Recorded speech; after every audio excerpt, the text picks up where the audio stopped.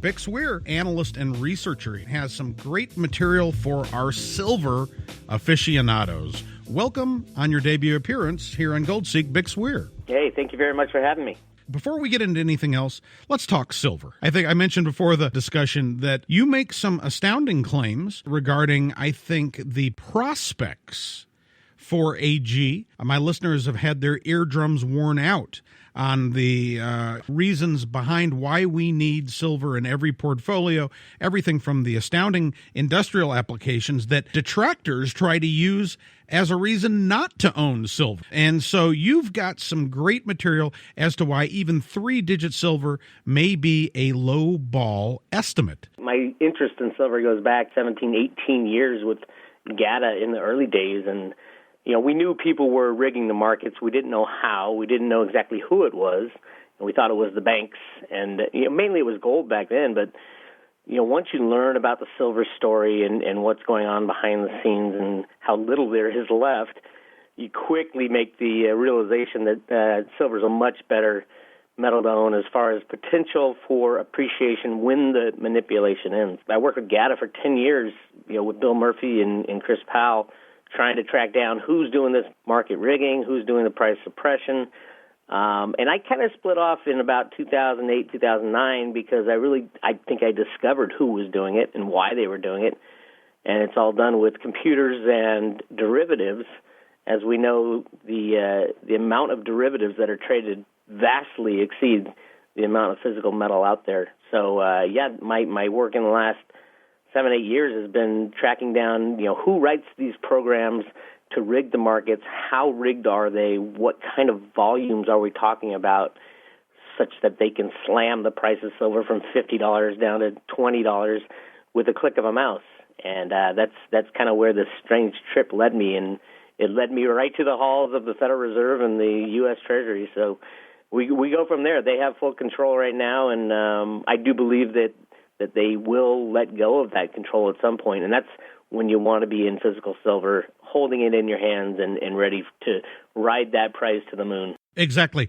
This is what I wanted to get into today. I want this to be the focus, the crux, at least, of the first part of this discussion. Your seminal research into the computer algorithms and programming behind the scenes that allows, let's just say allegedly, because from what I've read and what I've heard in previous interviews, this is really groundbreaking stuff. Well, it is, and it goes back to the early days of computers back in the 60s and 70s when computers were just being really invented. And the first shareable computer program was a program called BASIC. And BASIC, I don't know if you remember it, but it was written by a guy named... I cut my teeth on BASIC. Yeah, if you took any computer classes in the beginning, you had BASIC, you had Fortran. But the very early days, it was BASIC because it was the first shareable computer programming language. Now, the guy who invented BASIC was a guy named John Kemeny. And John Kemeny, really brilliant man, basically invented the ability for individuals to program and use computers back in the 1960s. But his best friend was a guy named Alan Greenspan. And Alan Greenspan, as we know, used to be a huge gold bug. I mean, he wrote the paper Gold and Economic Freedom, and he was a gigantic gold bug, but most people didn't know that he was a computer expert in the 1960s. Writing programs using John Kemeny's basic computer language, Alan Greenspan was the first guy to invent the banking programs that we use today.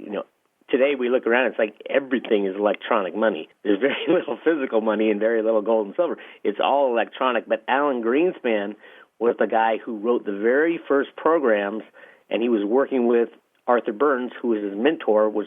He was the head of the Fed at the time. But Alan Greenspan actually blamed himself for the Y2K problem because he was the guy who programmed only 2 digits instead of 4. So it really goes back to the very early days of computers and how the Federal Reserve Bank and Alan Greenspan and a couple other people within that close circle invented these computer programs to rig the markets in order to go off a gold standard. Because normally when you go off a gold standard, you've got 8 to 10 years before it all falls apart. Unless you rig the prices of everything from gold to silver to oil to all commodities to the stock market. And you can do that if you have control of computer programs. And the reason I found all this out was documentation that came out of the Federal Reserve Bank of Boston. Talks about this, it's a comic book that talks about this character, Root A, which is a term in the very early days of basic computing. It is the root foundation of our monetary system, of the programs behind the scenes that run on a monetary system. So all that came out, and then there's so many items that I would connect and link, and you can see it today with the volumes that are traded of silver on the COMEX. I know a lot of people say, oh, it's traded 100 to 1. It's so fraudulent because, 100 times the electronic metal is trading versus the physical metal. That number is very wrong. It's not 100 to 1. It's over 2,000 to 1, and that's just on the COMEX. So people need to get their head around the idea that the price of silver can be manipulated and suppressed with a click of a mouse from the basement of the Fed or the Treasury. That's where they have their trading rooms. So really interesting stuff, a lot of backup documentation and information and things coming out that are really confirming what I've long suspected, which is there is a plan to control the system via computers by controlling gold and silver prices, and there is a plan to destroy the mechanism that controls it by printing so much money that people won't accept it anymore. And that's kind of where we are with the United States.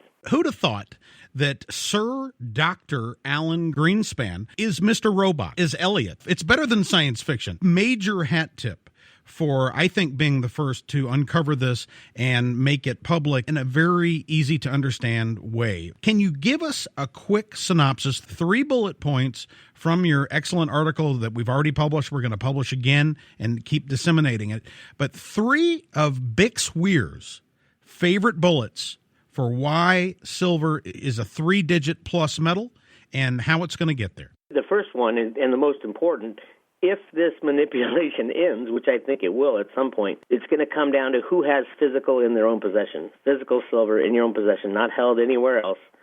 And that's where the key is. The silver to gold ratio is artificial. It is not, the price ratio right now at 70 to 1 or something like that is ridiculous because the availability of physical gold and physical silver is right around 6 billion ounces each, which is a 1-to-1 ratio. And gold is great. I love gold, but there's a lot more gold than they're telling you out there, and you don't really need gold for anything other than storing it for monetary reasons and jewelry maybe. Silver is completely the opposite story. You need silver for monetary purposes. It's the most used monetary metal in the history of monetary metals. But the key is technology has changed. Technology consumes silver. It doesn't save silver like gold is saved in a vault. Technology consumes silver. So most of the silver that has ever been mined in the world, which is 50 to 60 billion ounces, is now in landfills, is on the top of roofs in solar panels, is exploded smart bombs. It is scattered in little tiny pieces all around the world. So that 50 to 60 billion ounces that was available potentially maybe 50, 60 years ago now is all gone because it's been distributed in little tiny bits in landfills in your cell phone and your flat screen TVs. So the difference between the price ratio of gold and silver versus the amount of available physical of each is night and day. And that's why the biggest reason I think at some point in the future when the silver rigging stops in the electronic markets, I believe that silver and gold will cross 1-to-1 ratio, which is a gigantic move, obviously, from where it is today. For our high school econ majors, or college econ majors, an inelastic demand curve. It just basically means that we need so much silver. Okay, it's so integral to our manufacturing and production. You mentioned solar panels and photovoltaics. Nevertheless, we have tons of the stuff just in soldering. It disappears forever. The soldering in your laptop, your cell phone, in the walls, in the doors. Oh, how about just light switches? It's gone forever. It disappears, and it's an incredibly useful substance, the most malleable, the most reflective, arguably the most electrically conductive, antimicrobial and antibacterial, probably even antiviral. Let's look at the drachma in Greece. I think there's a 700 year period of stability where the only real money in circulation for the most part was a silver coin. Fast forward to the United States, 100 years of economic dominance and stability. And what did we have in circulation by law? Drum roll, please. Up until recently. But the bad money has driven out the good. Thank you, Mr. Gresham. So here we are today, Bix. Where does this all lead? Well, I think we're coming close to that point where we're running out of silver. And the reason I think this is something that happened in 2016, and not many people have commented on this, but we all know the COMEX and the LBMA, they don't trade real metal for the most part. Mostly it's futures and options contracts. It's all futures and options on the COMEX. The COMEX volume for silver went up 45% in 2016. This is an unbelievable number, but in electronic contracts, they were trading an average per day of 400 million silver ounces. The need to rig the markets and control the price of silver is getting harder and harder for these people. And if you look at if you take the average daily volume of silver traded on the COMEX and you expand it out to say how much silver was traded on the COMEX in 2016, it's over 100 billion ounces of silver, which is ridiculous, as we all know, because there's only been 50 to 60 billion ounces ever mined. So it's getting harder and harder to rig the silver market. Gold is just the same. Gold's up 51%. The amount of derivative trades versus how much physical silver is out there. To control the price, they need to layer more and more derivative trades on top of it, and that's how the prices are getting rigged. And we had a great confession from Deutsche Bank, and they turned in all their friends of market riggers, and the CFTC hasn't done anything about it. There's a lot of news to come out about that in the coming months and years, because this is an admission of what GATA has been saying for years, that the bullion banks rig the gold and silver markets. This is an admission in court, and there's a list of banks, and all those banks that are on the list of those who got turned in are on the LBMA. There's 5 members, clearing members, and they're all on that list. So, yes, GATA was correct all along. The silver price is rigged, the gold price is rigged, and you need to get in before the rigging goes away. All right, Bix Weir, what about the skeptic in the audience saying, what's this I hear about silver shortages? Isn't silver a major byproduct of nickel and particularly copper production? Well, I say that's a great example of what we're going to need going forward. I mean, how much silver, physical silver, is really out there? Nobody really knows. According to LBMA, they claim to trade over 129 billion ounces of physical silver every year. Again, another report that's completely ridiculous. The fact that the amount of silver mined and available is going to grow is true. And the same is true for the amount of uses we will find for silver. Silver is still the best conductor of electricity.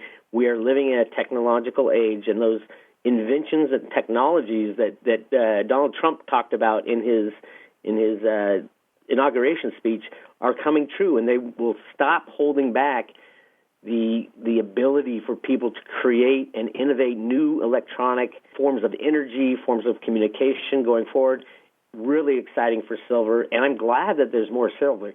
Bring it on. Bring on as much silver as you can, because they're printing up way too many dollars, and what we need to do is get rid of the electronic fake silver that's traded on the COMEX and the LBMA. I'd like your thoughts on what happened recently during our presidential election. I think, in fact, it may have been the actual day. In India, I'm bringing this up to all of our guests in the past couple of weeks, and price spike up to over 3,600, a moonshot on the yellow metal, on news that they would be returning to a more digital currency. Folks might say, well, it's India, it's contained, but I worry if it's not really the canary in the proverbial mine shaft. What happens when people en masse really wake up to the idea there's something wrong here with our greenback? You got to remember that price is determined on the COMEX and the LBMA, and for gold, they have on the COMEX,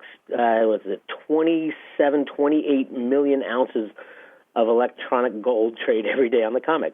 So these numbers are not real that you see, the $1,300 or $1,200 or the $18 for silver. These are not real numbers. These are electronic computers trading back and forth. The majority of these trades are the bullion banks working for the U.S. Treasury and U.S. Fed. The whole concept of, it spiked, the price spiked because of something else is kind of irrelevant because it really doesn't matter. They control it with a computer. They can change the price from $1,300 to $13,000 to probably $100 with a click of a mouse because it's unlimited the amount of sell orders that they can put in if you're the U.S. government and the Fed. Because you don't have the CFTC watching you, obviously, because they haven't come down on the silver or gold manipulators. So, yes, there are a lot of signs. You can give me a million different signs why silver and gold should spike. But the question is, how high should it spike, and how high will it spike without the manipulators and their, trading electronic contracts back and forth? That's the real exciting thing. Everything else, we've been arguing these points since the 90s, how gold should go up because they're printing so much money, and there's 50 million reasons. But ultimately, it comes down to who controls the price of gold and silver with what computer programs and when they're going to end that game. Who controls the price of the precious metals, and what are the implications, please? Well, it's the Exchange Stabilization Fund. It's run out of the basement of the U.S. Treasury at the Federal Reserve. The basement of the U.S. Treasury has a trading floor, computer trading floor. The Federal Reserve Bank of New York runs the operations from New York, and then they've got the bullion banks and people like J.P. Morgan, who actually admitted in court in the lawsuit in 2003 that they were an agent of the U.S. government. It was a lawsuit by Blanchard and Company against J.P. Morgan and Barrick Gold. And in their memorandum asking the judge to throw out the case, J.P. Morgan said, we are an agent of the U.S. government. You can't sue us because we have sovereign immunity. That sums it up right there. That's why you don't see J.P. Morgan's name in all the lawsuits for silver manipulation that are coming out of the Deutsche Bank situation. So, yeah, it's all done out of the basement of the U.S. Treasury and U.S. Fed using the Exchange Stabilization Fund. Real interesting thing now, they put Steve Mnuchin, or trying to put Steve Mnuchin as the head of the U.S. Treasury. He was the head of computer trading at Goldman Sachs. And that's a really scary deal. They tried to get Vincent Viola as head of the Navy. He was the head of Virtue Financial, which is a computer rigging company that is in charge of the SLV and GLD rigging operations behind the scenes. So, yeah, I don't know if Trump's going to continue the market rigging or stop the market rigging, but there's enough countries in the world that know exactly what the U.S. is doing that I think it's a good time for the U.S. to stop doing it because it's no longer beneficial. All the metals going east. It's no longer beneficial for us to rig the markets when China's cleaning our clock. So I think it's time to end this game and go back to free markets where you have people walking into exchanges with metal and with money, and the exchange happens, and then they walk away. Then in this chaotic system, what will be the tipping point? What puts us over the edge? It's going to be a click of a mouse, ultimately, that ends the rigging of gold and silver, which will end everything else, because there's so many derivatives piled on to all these things I've talked about. And everybody talks about that, hundreds of trillions of dollars in derivatives that almost imploded in 2008. Well, we're at that point again. The next time that someone like Hank Paulson goes into Congress and says, we need $700 billion to bail out the banks or the whole world's going to end, the next time they're not going to bail out the banks. They can't. They're going to be going to Congress for $20 trillion instead of $700 billion. And the people have learned so much in the past 8-9 years that they're going to say, no, we're not going to allow this game to go on. And then we're going to have to start something new. And that's a whole other discussion. But there are plans for that at the Fed Boston, and that I talk about in my Road to Ruta work. And it's real interesting. And I think we could come out of this pretty good.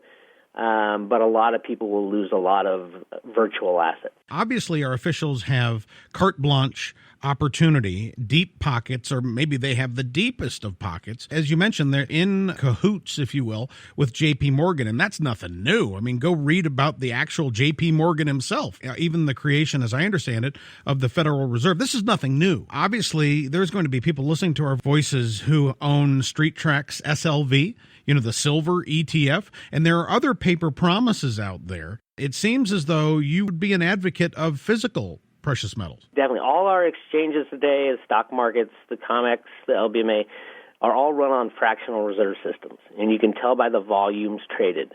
If you look at SLV and GLD, first of all, they allow shorting, which completely it takes away from the fact that you're supposed to be buying physical when you buy a share of SLV or GLD.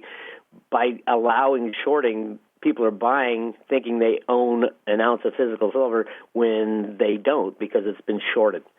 That's one problem. Another problem is the amount of the volume traded on those exchanges, and all exchanges in stocks and bonds and currencies. They trade in huge rehypothecated fractional reserve system. So SLV, I don't know what the total float of SLV is right now, but it's usually 10 to 15 days everything trades because of these high-frequency traders. They have trades going off at the milliseconds, and most of these trades, a lot of these trades are never settled. Settlement meaning the contracts are exchanged, the money is exchanged, and the share is changed into your name. That doesn't happen anymore, and the SEC has even said there's over 200 million shares not settled every single day on the stock market. The problem is when the music stops and these derivatives go off, you're going to have 10 to 15 people saying, oh, I own a share of SLV for every share there is out there. So it's a fractional reserve system. They all deal on net pools. All these brokerage houses deal on net pools. At the end of the day, they net out their buys and sells, or they're supposed to, and they still can't even do that. So very, very problematic. And then if you have the banking crash, you've got another problem because there are counterparty risks between you and your money because all these brokerage houses use the banks. The banks go down, the brokerage houses go down. It's reminiscent of MF Global, maybe mixed in with a little Bear Stearns and Lehman Brothers. Those were one-off instances that were able to be contained. It was difficult to contain them, but they were able to be contained. This is going to be everything at the same. Systemic. And I know that folks are then wondering, what's next? I think you alluded to that. I mean, we've been speculating here for several months that you might see a cryptocurrency backed by either silver or gold or some other means. But, I mean, we've never had a totally global, interconnected, fiat-based system with very few exceptions. I agree, except it's not just the global fiat currencies. Everything has been put onto an electronic disk and electronic storage. So people think they're assets. If you ask people in the early 1970s and you said, would you accept owning an electronic virtual asset over your current asset? They'd say, no way. Are you kidding me? An electronic blip would be used as an asset? Well, now everything is an electronic asset. And everything has been rehypothecated so many times in such a fractional reserve system, nothing is going to survive this in the electronic form. Now, I think Bitcoin will because it is nobody's debt. The interesting thing about the electronic assets is they're all somebody's debt. They all rely on a third person to stay in business. Bitcoin doesn't. It is an electronic asset unto itself. As long as you don't hold it in a third-party storage place, like on an exchange or in an online wallet, it's your asset. It's an underlying asset. Everything electronic else is usually people's debt and relies on a third party to stay in business. So it's so much bigger than the crashing of unbacked fiat money. This is a global buy-in to electronic assets being worth something when you try to cash them in. And there'd be so many defaults of the third parties that nobody's going to stay in business. About half of America, 160, 170 million folks, half the households at least, have some exposure to equities, to U.S. stocks. And very few people understand the fact that these are just, I might say, illusory means of ownership. You really have a tough time even getting physical shares, the certificates, cut and sent to your home. What can you really do with them? You can't walk up to your neighbor and say, hey, here's 10 shares of Google or 10 shares of Tesla or Netflix. It's really a game of musical chairs. And when the music stops, as you say, the whole system is infused with debt, and everything is debt-based. I mean, is that not the whole concept of the fractional reserve system? We're not going to know what hit us, are we, when this edifice finally implodes? And that's what is talked about in the Fed Boston documents that I've analyzed and looked at for the last 10 years. Is how do we reallocate assets going forward is a big thing that they talk about. And Alan Greenspan actually came up with a great idea. After the system crashes, his idea was to reallocate assets according to Social Security balances, which is very unique because what it does, it kind of rewards the people who've made the most money and worked the hardest, but not extraordinarily because they cap Social Security balances every year, how much they take out of your paycheck.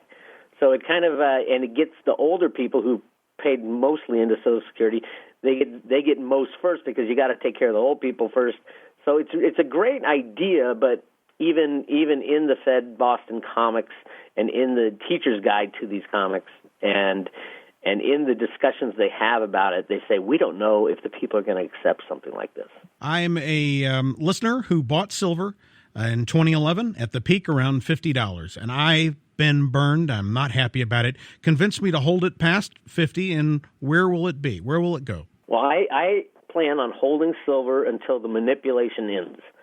So as far as where it would go, I don't really know. Most people don't know.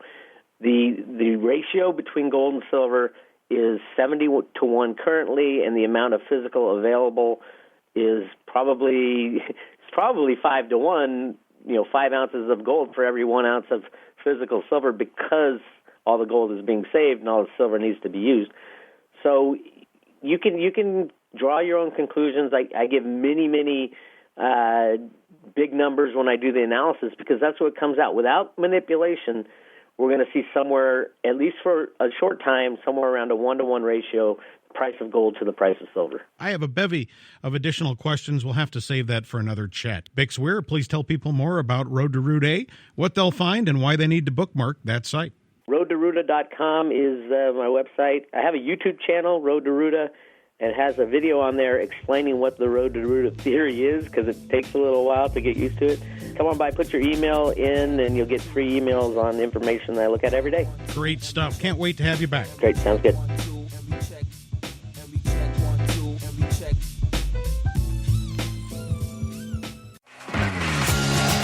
The gold and silver mining sector is red hot. Every investment portfolio needs precious metal shares. Goldseek.com's top stock analysts have done it again, identifying the next solid gold nugget opportunity, Brazil Resources. Based in the 8th largest economy with a mining-friendly reputation, almost 10 million ounces of gold reserves. Industry insiders are accumulating shares of Brazil Resources. The notable management team includes Chairman Amir Adnani, a rising star in the mining industry with a reputation for moving projects rapidly into production. Fortune magazine lists Chairman Adnani in the prestigious list of 40 under 40 ones to watch.